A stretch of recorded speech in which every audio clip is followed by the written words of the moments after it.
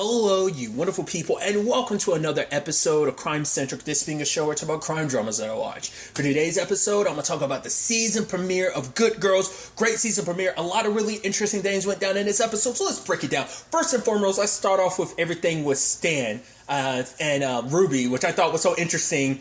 Like, obviously, they have to come in because their son is like, he's making fart noises in class. And it's like, we think he's kind of getting distracted because apparently, like, he was hiding under my desk. And it's like, no, he plays hide and seek with his sister all the time. Yeah, but I literally had the entire school looking for him. So it's kind of like we need to get him tested for ADHD. If not, he might get kicked out of school. So it's like, okay, so how are they going to handle this whole situation? Side note, I love that the teacher was Nicole Sullivan. I was like, Nicole Sullivan, that's crazy. But nevertheless, I thought that was interesting direction the story went, because obviously for Ruby, it's like, well, she has to look into this and she's kind of worried because it's like, maybe there's something to it. The sad thing is for Stan, he takes it as an indictment of like, cause at first he's thinking like, his teacher just sees like, there being an issue rather than just, rather than just like a maybe misbehaving black. Like he sees like, he feels like she's reading too much into it. But like I said, for him, it's an indictment against him as a father if there's issues on that front. And because obviously he says it himself, bad people, not bad parents, because that's what they're trying to justify. Granted, they have their own issues with Sarah. That's been a thing, but it's also like, at first it's kind of like, I thought Sarah was the only one that we were kind of struggling with. It's like, no, now our son too. So it's like, damn it, So Ruby's kind of worried about it, but obviously what ends up happening is Stan ends up talking to like the principal or gets him transferred to a different class. But then also it's like, yeah, look at his homework. It's like, what is this? It's like that. Nope, it's a penis. Okay, and here's another penis, and another penis. Because there was even something at one point in time, like, his teacher had brought up, and it's like, it was like, SpaceX related, and it's like, yeah, he drew testicles on it. It's like, okay. Yeah, I was like, wow, he's really fascinated with penises. It kind of reminds me of Jonah Hill's character from, Superbad. Like, how he's kind of obsessed with penises and stuff like that. It seemed like something of that nature. But, what was interesting is like, all right, well, sadly we're going to have to get him tested. And they end up getting him tested, and it turns out, our kid's a super genius. So I think the point is, like, the reason why he was doing all that and why he's kind of distracted the way he is, because he's bored. Because apparently, like, it's like, yeah, wait, this says our son's supposed to be in 8th grade. Yes. But he's in 2nd grade. Yes, our boy's a damn genius. It's like, so what are we supposed to do? How are we going to afford this school? It's the other thing. And it's like, it's one thing after another. So obviously the continuation of money issues and struggles. But I thought that was such an interesting development. I wasn't expecting that. I thought it was just going to be an ADHD. I was like, no, it's just he's distracted because he's bored because he's so beyond all of this. So it's like, I guess it's maybe supposed to be like a sign of like, once again, they're not as intuitive as parents because because they've been distracted with everything between them, outside of them, just everything that's going on. So they haven't been as focused. Obviously that led to issues with Sarah, but obviously it seems like they kind of missed out on the point of like, our son's kind of a genius. I'm curious what that's necessarily going to mean for Sarah, whether that's going to lead to some like sort of resentment, because then it's going to be like, maybe Sarah might feel like, now they're giving their son all the attention and stuff like that. I don't know. I mean, to be fair, Sarah still gets all the attentions just because of her situation as well. So, but I mean, I'm curious to see whether that becomes like, I mean, obviously it's going to become a bigger plot point because it's like, well, they're going to need money to send him to the school they need to send him to. So it's going to be interesting on that front. Then on the Annie front, obviously it's like, hey, it's Ben's birthday. Let's celebrate. Hey. And it's like, Ben kind of was like, no, I'm past it. I'm going to have a dinner over at Nancy's. Like, okay. But the sad thing is, and obviously she ends up talking about it with, Josh about, things with Ben, but kind of realizing and slowly processing like, right, so everything in our conversations is not really about Ben, it's about me. So it's kind of all 100% about me, which is also interesting too, because I think, because that also leads to that complicated thing of why Ben kind of has to grow up a little bit more than probably other kids, just because Ben's always had to take care of his mom. Always had to be the responsible one. And also like Ben knows a lot of his mom's, tendencies, and obviously we've seen that come up before. So it's a situation of like, also like it without someone around, she kind of not necessarily vents to him, but I think it is just a thing of like what's going on with me and never 100% about what's going on with Ben.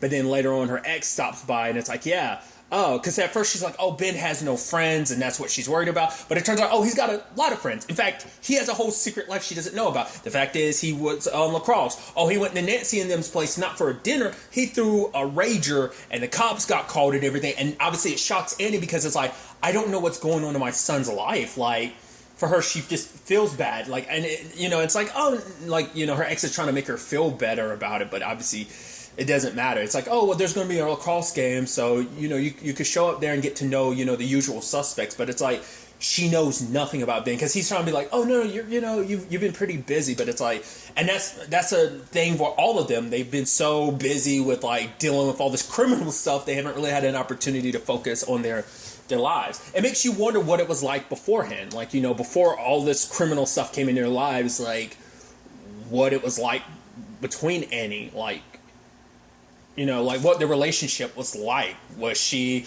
always talking about herself, or did she know a little bit more about her child back then? And maybe just because of recent things, a lot of stuff is... I think it might be just that with everything. Like, she's not as invested, and Ben's keeping a lot to himself. And even later on, she's like, hey, like, you want to go to the movies or something like that? She's like, no. But Ben doesn't, like... Obviously, Ben's lying, and he doesn't want to call him out on it, because it's like, right, this is your life, and you... Obviously, like... you don't want to hang out with me. It's like, oh, there's a thing, but it's like, yeah, it's not really for parents. It is. It's, you've got a lacrosse game. She knows about it, but she's like, the fact that you won't even, like, it's like, for her, it's probably a thing of, you're embarrassed for me to be your mom. You've gotten to that point. Like, I think Ben loves her, and I think he just doesn't realize how much what he's doing, because he doesn't know how much he's lying hurts. I mean, granted, she's kind of lied a lot to him, so maybe that's kind of like karma coming back. But it's even sadder because obviously she's talking with Rio's right-hand man, and obviously, oh, do you have any kids? It's like, yeah, I have a daughter in Cincinnati. I don't get to see her that much, only like on her birthday and everything, and it's like, that sucks, you know?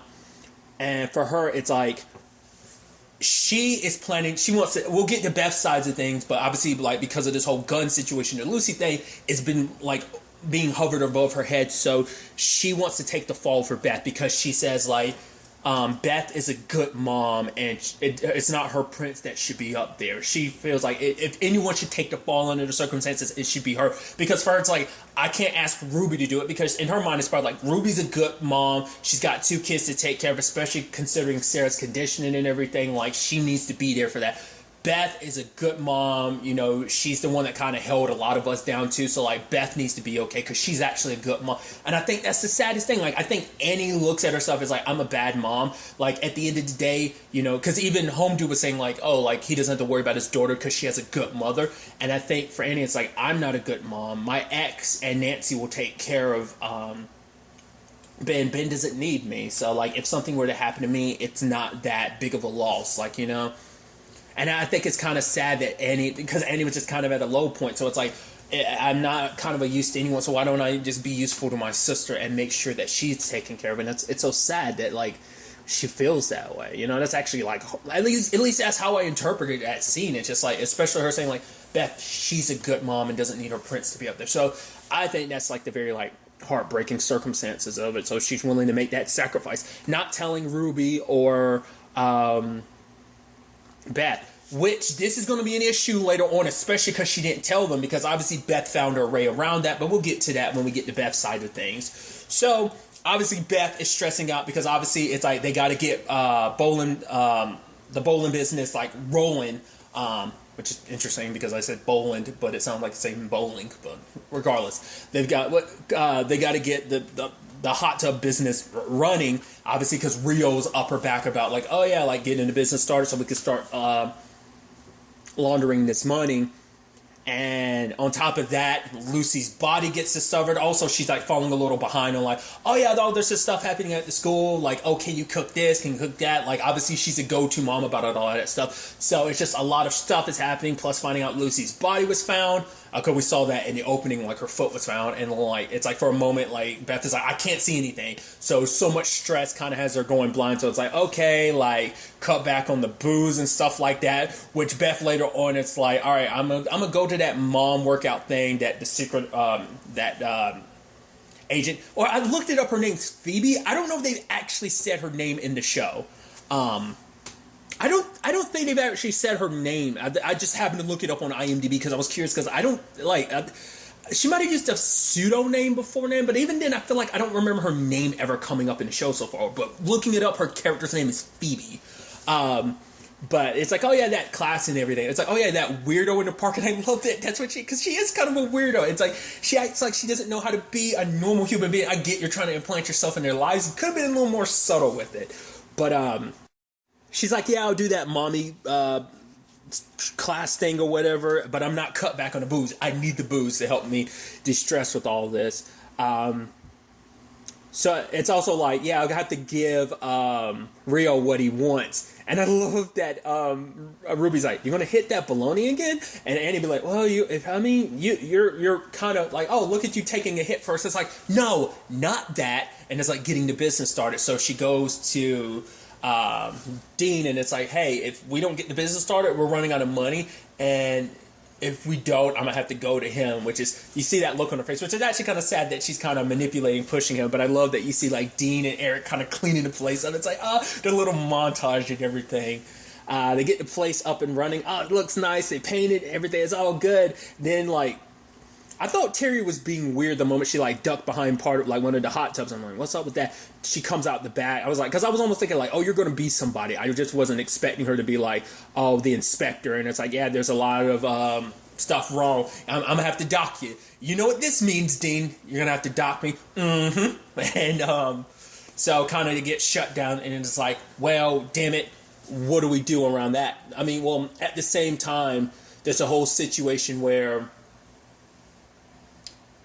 well, she tries, well, because that's later on, but at first they found a way around it by basically, I was almost halfway expecting it not to work out, because I like how they handle it. It's like, oh, you're calling me? There's no way you fix all this in that short amount of time. Oh, look at this money. Oh, wow, isn't that crazy? And go to all the spots that she's like, oh, you need to fix this for the inspection, and just a whole bunch of money. I was like, oh.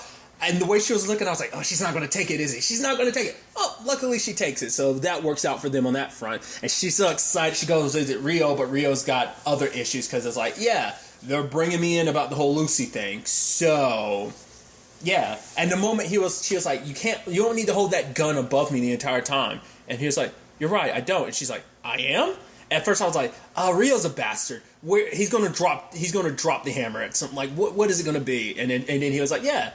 But I can't say the same thing about the cops. I'm like, and there we go. Because he's willing to throw her under the bus. If it means protect me, I'll throw you under the bus if need be. So it's like, damn it. So that sucks. Even Annie suggesting that Beth run away to Russia to get away from all this. It's like, well, they can't extradite you or whatnot. It's like, it's like, what do you want her to do? Live in a airport? It's like, well, Snowden did this and this. Snowden did. So it's like, okay.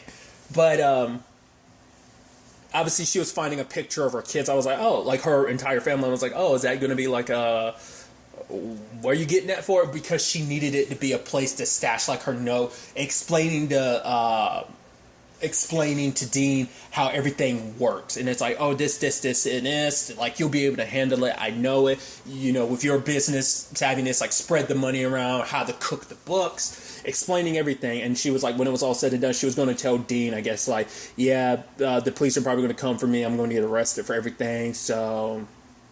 But obviously Dean gave her an idea about, like, he was like, oh, what did that lady do? Like, change her oil before she came here? Because now we got to repaint everything. And she saw the oil and I was like, I don't get it. It didn't even cross my mind. But then, like, I love that she waited to drop the hammer on Rio. And, she's like, oh, I've been thinking a lot. Fingerprints are so unique, like tiger stripes. I mean, like, why? It's like, I don't know, but it benefits me. It's like, yeah, it benefits me too. It's like, and... remember when I told you not to touch the money because it was wet? Well, boom, got your fingerprint. Oh, don't worry, this is a copy. I've got the original. So I was like, yo, because Rio is always in a situation where it's like, man, I like you, I respect you, but at the same time, damn, do I want you dead. It's like, man, you always find, your Walter Whitiness, your Marty Birdingness, which is like, obviously Beth is kind of like a combination of two. Probably more Marty than she is, I think she's probably more Marty than she is probably Walter. I I wouldn't say Wendy. I don't think she's not nearly as dark as Wendy is. I definitely think she's more of a Marty than she is a Wendy or a Walter White. But but she kind of got him in check. Once again, circling back to what I was bringing up earlier about Annie now having her fingerprints on it. There's going to be a story point where it's like, oh, we can take him down with the gun, but it's like we can't. Like if we take him down. For whatever circumstance, it's not just going to be him that goes down or just Beth. It's also going to be Annie too, and that's probably going to make her reluctant to pull the trigger on whatever that circumstance may be. You can tell they're setting that up that far in advance because Annie's going to have to be like, yeah, my fingerprints are kind of on that gun. So what it must be that situation is that gun is used for something, and it's like, all right, well, we have Rio's fingerprints, so we can use it to screw him over, but it's like, mine are up there too, so it's, so. I don't know. I'm not sure how that's necessarily going to work, what the circumstances would be, considering Beth's fingerprints are on it too. Like, it might be a circumstance where it's okay that her fingerprints are on it, but then we also find out Annie's are on it too, so that kind of will rub away any... Maybe it's a self-defense situation they're potentially going to set up, but it's like, oh, you can't necessarily go down that route if Annie's fingers are also on the gun. That might kind of jeopardize the story. Like I said, I don't know where what narrative situation they're going to create, or those might be the circumstances. I don't know. Maybe even Rio might use that against her of like, oh, it's not just me whose head is on the line. It's also Annie because, my boy told me that your girl... I figure he wouldn't... obviously he hasn't told Rio everything anyway. Like, obviously he's got his secrets from Rio, so I don't think he's going to be telling Rio about the Annie thing because it's like, yeah, let's keep this between us. We'll have to see. Like I said, a lot of speculation on that part. But what was really interesting was the ending where it's like, hey, Hitman shows up. Especially because Beth feels on top of the world. Because it's like, oh, she kind of took back control and everything. It's like, yeah, everything's awesome. And for the Hitman to show up and be like, yeah, I'm sorry, I haven't really been, I have other clients. But it's also like, you're kind of distracted. And he brings her stuff and it's like, put these on. And I'm like, what the hell is he doing? At first I thought it was going to be like, oh, he had like... Rio's phone bugged or something, and it's like, oh, I want you to listen on this conversation. I thought it was like earbuds or something like that, but it ended up being earrings, and it's like, oh, he's like, oh, these look nice on you. It's like, I've been kind of distracted, and it's like, oh, it's been kind of hard, and she's like, he's not hard to find. It's like, not him, it's you. I'm like, what? He's like, you're distracting him. I was like, wait, what? And then it's like, wait, what? And she's like, what am I supposed to do? And he was like, come have dinner with me. I'm like, she's married, right? 2, what the hell, bro? Dude, Beth attracts the weirdos and the criminals. It's like, not only did you have the complicated thing with Dean, you also have this situation with Rio. Now the Hitman is into you. I guess he just looks at the way she operates and it's like, I think he sees Beth for being the bad bitch that she is. So it's like, honestly, he's like, probably like, that's sexy. You the way you're handling stuff. It's like, honestly, I find you so fascinating. So it's like, yeah, have dinner with me. It's like, it's so, I hired you to kill the criminal dude I was kind of shagging a while back, and now you want to hook up with me. I'm with my husband, right? Like, we're at a better place, right? But it's like, that's definitely going to get interesting. I can't wait for her to bring this conversation up to them because I know Ruby's going to be like, really? Again? It's like, I didn't do anything, but it's like, come on, there's a pattern here. First Rio, now the Hitman? Like, isn't that going to be a little conflict of interest to a certain extent? Getting that close to your client. Granted, I guess it'd be more conflict of interest if he hooked up with Rio. I guess that'd be the more conflict of interest. But it's like, that's an interesting development. I'm also curious about those earrings. And I was like, oh, they were a gift. I was like, I hope it isn't a situation where those were a trophy from one of his kills or something like that. I hope that's not the case. That'd be kind of weird if that was the case. But that might be a Hitman's way of handling things. I'm sure he just probably brought those. Like I said, I just hope he didn't steal them off someone's dead body. Regardless. So that's an interesting turn of events. I also love that, Phoebe's going in there being like, wait, Dave's here? Oh my God. And she's about to, and her friend is like, do not cry. She's like, I'm not going to. It's like, you haven't cried in 3 days. It's like, I'm not going to cry. She goes in there. She's in hard cut to her in tears. And Dave's like, no, we believe you. We're ready to jump on this. Like, we believe there's more. Sadly, they're not willing to listen to Phoebe entirely because they think all this circles back to Dave. Dean. Dave thinks that Dean is the one responsible for everything. And she's like, wait, what? Going after him, bringing up the dealership situation from the past. So Phoebe turns the computer and looks. So it's like, because of who Beth is, they're like, and I think it's a little sexist in their department, where they think like, there's no way his wife's responsible. They're probably thinking like, maybe she might know what's up, or maybe they might think she's ignorant to what's up. But they think of like, oh, she has no priors and stuff like that. So for her to go from mild-mannered mom to, once again, Breaking Bad, like they're like, there's no way. So, which is sad, because Phoebe's the only one that sees them for who they really are. And in particular, she's the only one that sees Beth for who she is. So I thought that was an interesting circumstances. So Phoebe's going to kind of be trying to handle this on her own, proving Beth to be who she believes Beth to be. While the rest of her colleagues are going after Dean, which is going to be interesting. But I'm sure a lot of stuff leads back to Dean anyway, so especially now with the bowling tubs and everything, like I'm sure that's going to play a role in that suspicion even more so. So like I said, that's an interesting like wrinkle in like her like discovering all this, for them to be like, oh yeah, and it's Dean. It's not either, like I said, either he thinks the ladies are kind of like the middlemen in this situation, or he thinks they're mild-mannered wives, they have no priors. At least Dean does, so it makes more sense, so that might be all the logic they need. Once again, I mean historically that has been a case where I think there has been stuff that stated like, because people thought like, there's no way women commit murders. It's murder's a male thing. So there's been murders that were in the past, or at least crimes in general in the past, that were committed by women, that people were just like, there's no way a woman did it, I think it's kind of something that's similar vein. So like I said, that's definitely going to be an interesting development, as that, like I said, put a little bit of a wrinkle in Phoebe's investigation. But it's definitely gonna be interesting to see where things go from here. I'm assuming, much like a lot of stuff that got cut short because of everything going on in the world, I'm assuming this is like, like I said, I still need to look into like how particular shows are handling it, because I'm assuming when we get to about episode 16, because I think season 3 was originally supposed to be 16 episodes, it was basically 5 episodes short. So I'm assuming the first 5 episodes of this season are going to be like, is going to end off where obviously the season was originally supposed to end.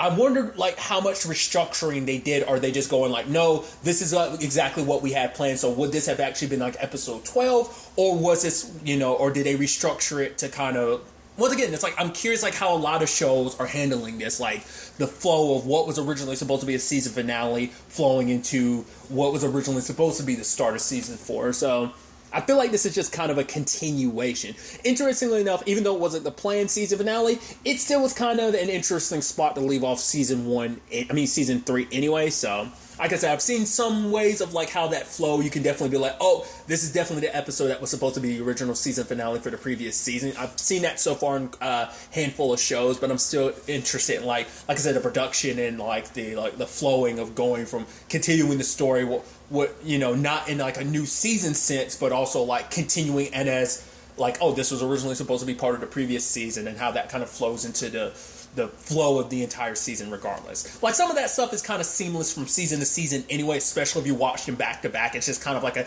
seamless transition. It's not like a hard cut of like, oh, it's been a couple months. Like usually a lot of times those end up flowing anyway. So who knows that the transition from season 3 to season 4 was, with its original plan, was going to be pretty seamless anyway. So going from like what was originally episode 16, which is going to be episode 5 of this, going into what was supposed to be episode 1 of season 4, which is going to be episode 6 of this season potentially, like that transition might be pretty like seamless and might flow ever so, just because of how it was planned out. I don't know. Easily could be just me reading too much into it, but I think from a production standpoint, it's a very interesting thing to keep in mind. I've rambled enough about stuff that's literally not important. Just, like I said, just stuff that kind of flows through my mind. But really, that's all I want to talk about. Till the next time we meet, be happy, be safe, light to the fullest, and enjoy it. Good day, and goodbye.